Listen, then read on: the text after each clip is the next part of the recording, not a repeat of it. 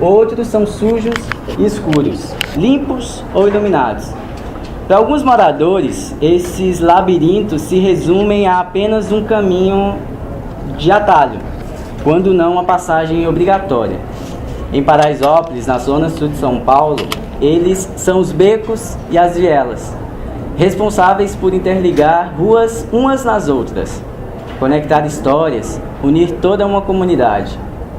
Muita gente vive literalmente em um beco sem saída. Mas não há quem se importe em nunca ter vivido em uma rua com nome e sobrenome, ter vivenciado prazer ou desprazer para muitos, de receber uma correspondência debaixo da porta, de cumprimentar o carteiro. Centenas de becos e vielas tornam Paraisópolis a maior favela da maior cidade brasileira. De seus quase 100 mil moradores, muitas das 25 mil famílias parecem se esconder por entre esses pequenos túneis que costuram a favela que vem ganhando status de bairro. Embora essas vielas não sejam formalmente reconhecidas pelos Correios, quem vive em uma delas se vira como pode para receber em casa o sofá novo, o boleto do banco, ou mesmo em tempos de internet, uma carta do parente distante. Atualmente, a maioria das casas é levantada por tijolos, ainda visível e tradicionalmente sem reboco do lado de fora. A área em que hoje todas essas residências foram erguidas, na década de 1920 não passava de uma grande fazenda chamada Morumbi, palavra de origem tupi que significa mosca verde. Em 1950, a região foi dividida em lotes pelos imigrantes japoneses, transformando as terras em pequenas chácaras. Enquanto hoje são os carros que lotam as ruas na comunidade entupida principalmente de nordestinos, nos anos 1960 o mesmo local não passava de uma grande área rural onde o maior tráfego era o de gado. Naquela época começaram a ser erguidas as primeiras residências em Paraisópolis e, claro, alguns pontos de comércio. Com o decorrer dos anos, o Morumbi passou a receber status de bairro luxuoso por concentrar um dos distritos com maior concentração de renda da cidade. Enquanto em 1970 os moradores de Paraisópolis passeavam entre os corredores das plantações de milho, batata doce, mandioca e feijão, hoje o cenário é o avesso. A maioria das ruas tem nome britânico, muitas inclusive são entrecruzadas a centenas de becos com referências a políticos. Também há vielas com nome de santos religiosos, de moradores antigos ou até mesmo nomeadas com um simples adjetivo. Na maior favela de São Paulo estão as ruas Melchior Giola e a Viela da Alegria, a rua Herbert Spencer e a Viela Mário Covas, a rua Pasquale Galuppi e a Viela Santa Bárbara, a rua Laerte Setúbal e a Viela Amadeu. Por lá, são os becos e as se os becos e as vielas são tipicamente estreitos, como deve se adentrá-los com uma geladeira, um fogão, uma máquina de lavar? A bem verdade é que o improviso de quem precisa conviver com limitações, não apenas econômicas, mas físicas, é a solução dessa barreira.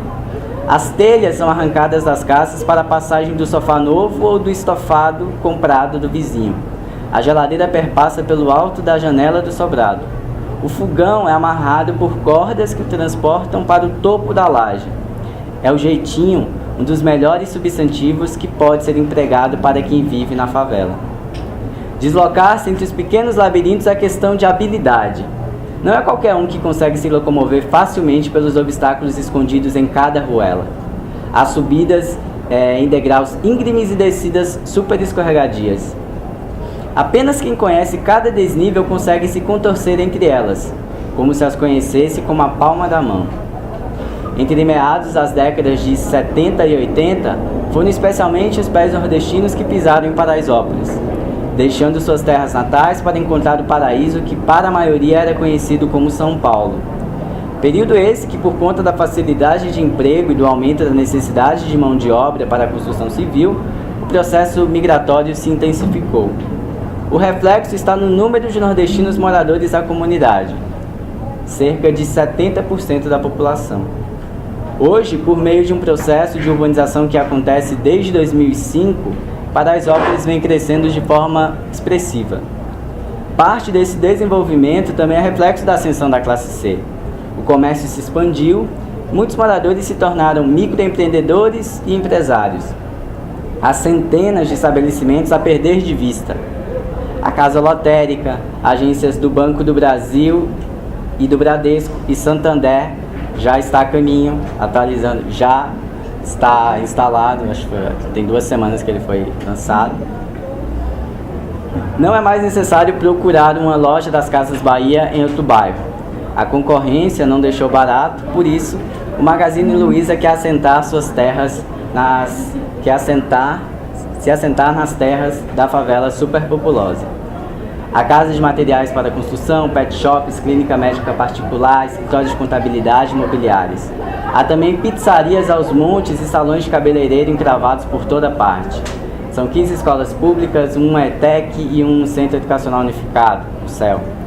Entre os becos e as vielas de Paraisópolis, os moradores vão tecendo suas histórias, ora em busca de comprovar sua residência, ora dizendo que é possível sim sair e entrar nesses pequenos labirintos sem uma Ariadne que os conduza. Acima do tráfico de drogas e da violência, Paraisópolis tem vida.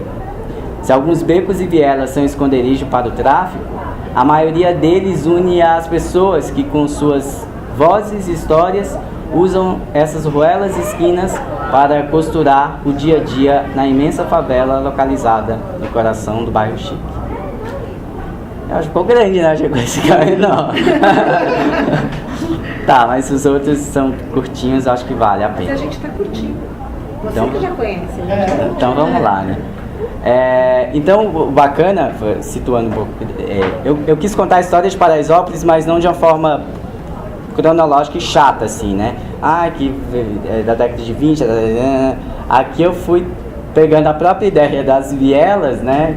Contando as histórias desses becos das vielas com a própria história de Paraisópolis, né? Para não ficar um texto chato. Entre os muros do Morumbi, Avenida Giovanni Gronchi, parte nobre da cidade de São Paulo. Engloba coberturas, Lamborghinis e estátuas. Aproximadamente 5 minutos depois do estádio Cícero Pompeu de Toledo, mais conhecido como Estádio do Morumbi, estão restaurantes dos mais variados gostos e estilos, bancos, concessionárias e corretoras de imóveis.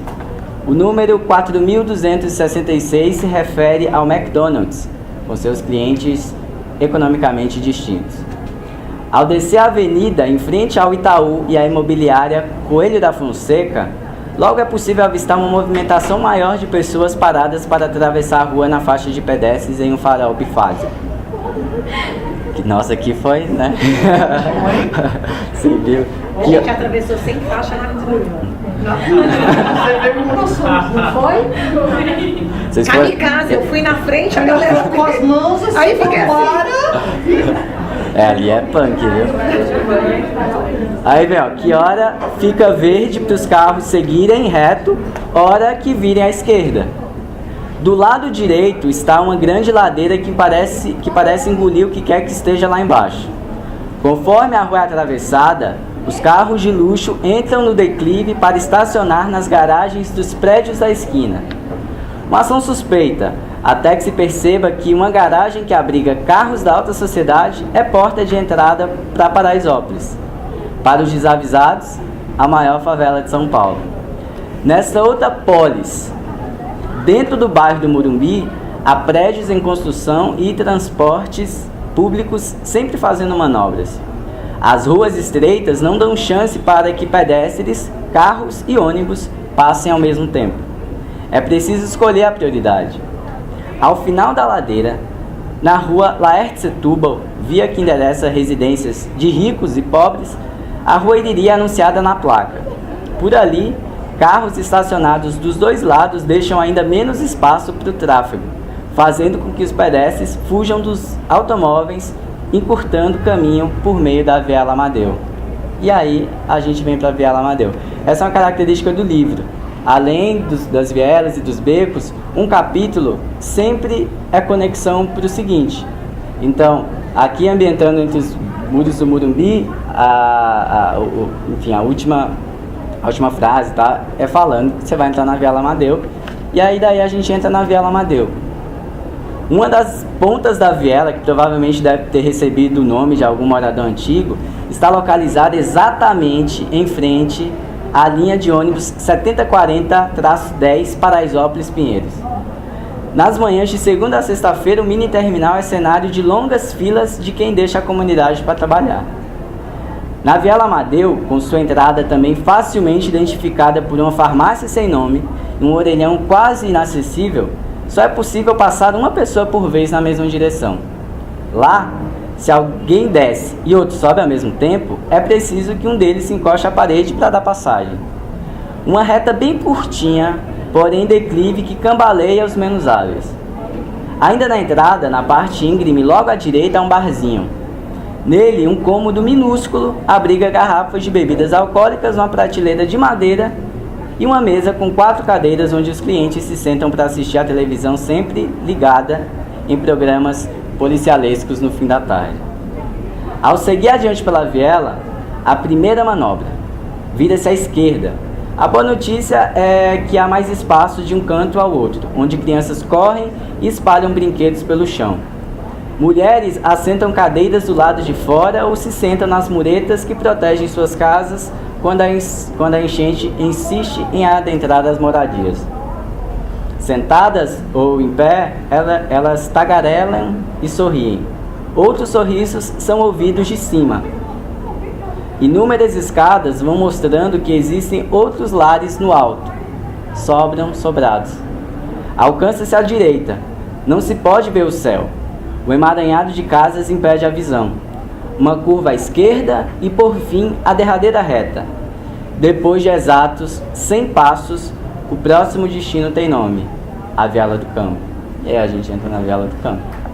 Bom, eu acho que esses capítulos aqui, né, que são curtinhos, eles conseguiram mostrar, eu acho que são os principais que conseguiram mostrar, de fato, essa imersão no beco na viela, né? Esse eu contei, gente, são 100 passos meus, né? Pode ser que de vocês seja menos ou mais, né? Mas, e a ideia aqui foi fazer com que o leitor, com que quem não conhece Paraisópolis, se sinta lá dentro, né? Se sinta de ver que tá aqui, ali tem um ponto, o terminal de ônibus, aqui tem a farmácia com orelhão, e você vira à esquerda, vira à direita, porque essa é a característica da periferia da viela, né? São construções feitas desorganizadamente, né? Então essas vielas, elas surgem por conta disso, né? Tanto que a semana passada eu fui na casa de minha prima lá, e tem uma viela, que é a Viela da Alegria, que está num capítulo aqui, que já tem lâmpada, assim, ó, instalada dentro da viela, porque virou um túnel, de verdade, né? Virou um túnel, e 3 horas da tarde, no sol do capeta, tá lá tá escuro. Aí eu cheguei lá e tá o povo já montado um comérciozinho, assim, na viela, que é o povo vendendo esses trecaiada eletrônica. E a outra característica, assim, da viela, que vocês vai ver nos próximos capítulos, é que tem vielas muito distintas, assim, né? Essa da Amadeu, vocês percebem que é bem curtinha, né? Se um passa, o outro tem que esperar e tal. A viela seguinte, que é a Viela do Campo, ela é chamada de Rua do Campinho, porque ela tem como que é? Largura e comprimento. Então ela tem a largura de uma rua e o comprimento, aliás, ela tem, é o contrário, é isso aí. Ela tem a largura de uma rua e o comprimento de uma viela, acertei.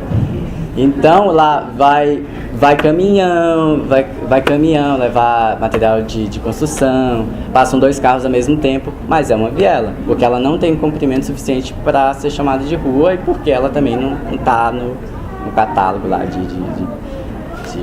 do carteiro I. E aí tem todas essas características, né? Então essa Rua do Campo, Rua do Campinho, ela originou mais 2 vielas e um beco.